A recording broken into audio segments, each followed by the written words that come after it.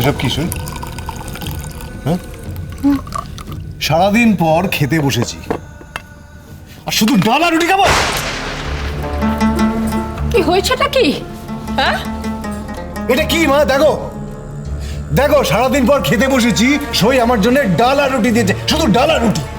এটা খাওয়া যায়? সত্যি তো, এই দিয়ে কখনো খাওয়া যায়? মা আসলে আমার শরীরটা একদম ভালো নেই, আমার জ্বর রয়েছে গায়ে, তাই। এই চুপ করো তো, যাও আলু পেঁয়াজ ডিম দিয়ে ভেজে নিয়ে এসো, যাও। দা খেয়ে নাও বুঝলি, দেখে মনে হচ্ছে মালটা খুব ডেমাক। হেপি ভদ্রলোক ভাব। ভদ্রলোক?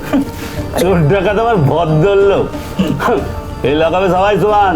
খেয়ে নাও কাকা, খেয়ে নাও, না তো না খেয়ে থাকতে হবে। খুব ভালো করলি তুই এলি টিপু। অনেক সময় খুব লড়াকু মানুষেরও খড়কুটোর দরকার হয়, সাহস যোগায়। একটা কথা বলবো মা? বল। মা, তুমি অনেক কষ্টে নিজের গুরুত্ব পেয়েছো।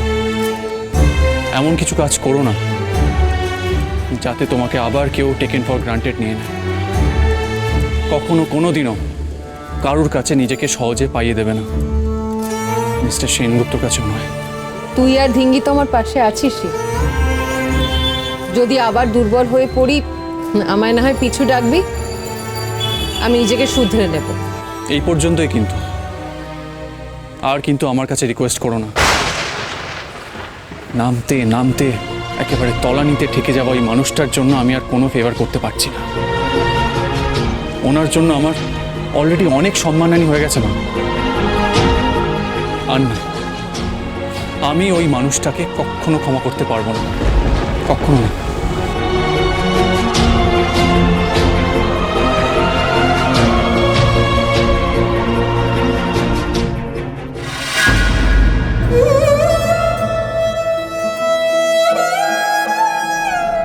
মিস্টার সেনগুপ্ত,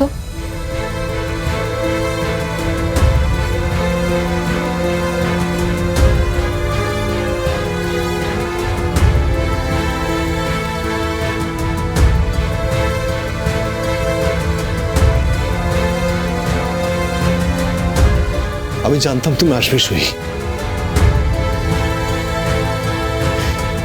আমি জানতাম কেউ আমার পাশে না থাকুক, সই তুমি থাকবে আমার পাশে, ঠিক থাকবে তুমি।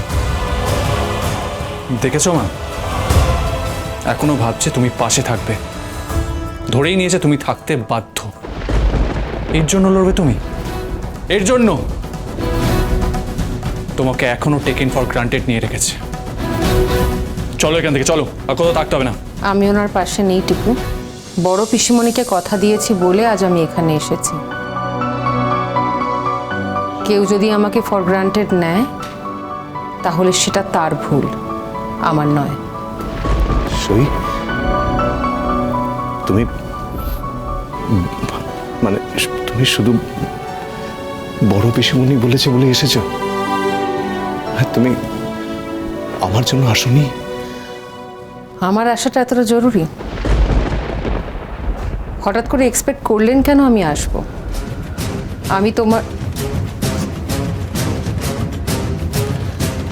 আমি কবে থেকে আপনার জীবনে এতটা ইম্পর্ট্যান্ট হয়ে গেলাম মিস্টার সেনগুপ্ত? এত তেজ, এত স্পর্ধা কোথায় গেল আপনার? শেষমেশ আমার মতো একজন মেয়ের কাছে দ্বারস্থ হতে হচ্ছে আপনাকে। লেখাপড়া না জানা, সমাজে নিয়ে যাওয়া যায় না এমন একজন মেয়ের কাছে দ্বারস্থ হচ্ছেন, সে সত্যি। আমায় উদ্ধার করো সই, আমায় উদ্ধার করো। আমি তোমার সব অভিযোগ শুনবো। আমায় উদ্ধার করো তুমি।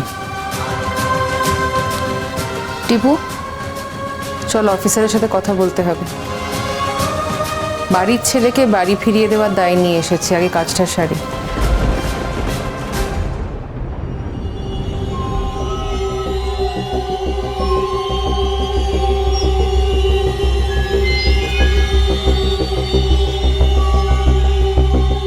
তলিয়ে যেতে আমি জন্মাইনি, আমি মাথা তুলছি,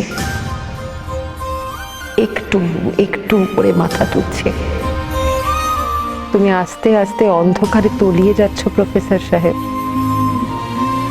একবার নিজের দিকে তাকিয়ে দেখো, আমায় অন্তত একবার তোমায় টেনে তোলার সুযোগটুকু দিও।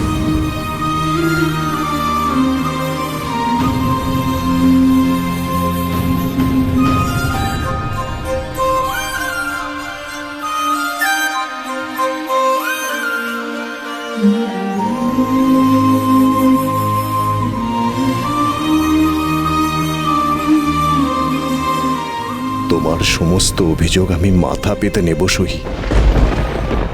অনেক যন্ত্রণা দিয়েছি তোমায় আমি দেবিনার জন্য। আজ আমার যন্ত্রণা পাওয়ার পালা। চাল মিষ্টি নাচবো, গরম ডেলা নিয়ে এসো, গরম করতে হবে। হাজার হোক বাড়ির ছোট ছেলের বউ তো, নিয়ে এসো। সন্ধি শাঁখ নিয়ে আয়।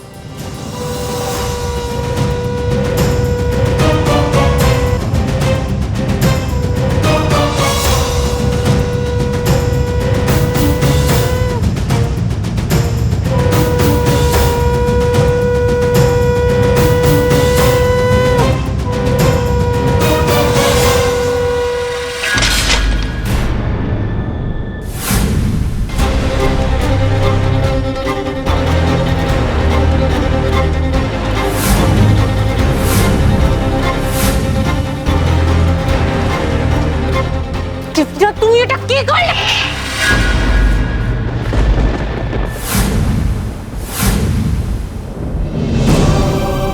কি করছো তুমি এটা? তুমি না বাড়ির বউ, বাড়ির বউরা এসব করে? বরণের সঙ্গে বাড়ির মঙ্গল অমঙ্গল জড়িয়ে আছে, তুমি সেই খেয়ালটুকু রাখবে না? কে ঢুকছে এই বাড়ির মঙ্গল করার জন্য? আমি এই বাড়িতে পা রাখছি যাতে এই বাড়ির অমঙ্গল ঘটাতে পারি।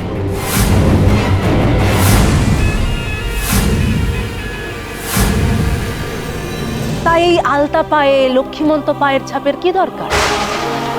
আমি এই বাড়িতে মূর্তিমতী অলক্ষ্মী হয়ে এসেছি, অলক্ষ্মী।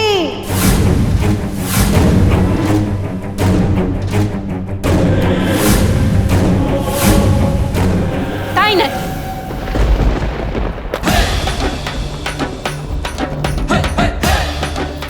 কি করছো কি বলবি? কি হচ্ছে? তুমি যদি অলক্ষ্মী হও না, তাহলে আমিও কুলোর বাতাস দিয়ে অলক্ষ্মী তাড়াতে জানি। আমার কাছে তোমার তর ততদিনই, যতদিন এই বাড়ির বংশধর আছে তোমার পেটে। যেদিন সে জন্মে যাবে সেদিন দেখাবো মজা। ততদিন আপনি বাঁচলে তো, ততদিনে আপনি পৃথিবী থেকে গত না হয়ে যান।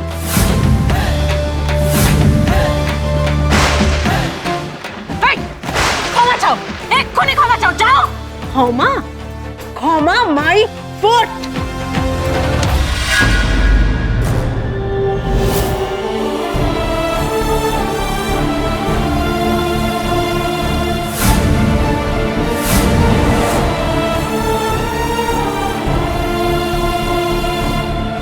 তোমার সন্তান আছে না, তোমার সেই সন্তানের জন্য তোমাকে আজকে বাঁচানো, কিন্তু এই শেষবার। এরপর যদি আমার পরিবারের সম্বন্ধে ক্ষতি কামনা করো, তাহলে আমার থেকে খারাপ কেউ হবে না, দেবী না। কোথায় গেল বলতো অফিসার? মা, কি হলো? এত এত অস্থির হচ্ছ কেন? বাড়িতে কি হচ্ছে টিপু, খুব চিন্তা হচ্ছে। দেবী না তো আর 5টা নতুন বইয়ের মতো নয়, জানিস তো কেমন। কে জানে ধিঙ্গির কি অবস্থা করলে, দিকে অফিসারও আসছে না। এই যে সে, এক্সকিউজ মি অফিসার, এবার একটু আমাদের কেসটা দেখবেন। দেখুন, এখন অনেক রাত হয়ে গেছে, আজকে আর বেল হবে না। কালকে কোর্টে কেসটা উঠলে পারে, তারপরে প্রশ্ন আসছে এই বেলের। আপনারা বরং এখন বাড়ি যান। চলে যাবো? হ্যাঁ, কালকে কোর্টে যা হওয়ার হবে। তবে আপনাকে স্যালুট করতে হয় ম্যাডাম। এতদিন ধরে পুলিশে চাকরি করছি, যে কোনো লোকের মুখ দেখে বুঝতে পারি কে অপরাধী আর কে অপরাধী নয়। এ আপনার হাজবেন্ড, ওনাকে দেখেও বুঝতে পেরেছি, শুধু বুঝতে পারছি না আপনাকে।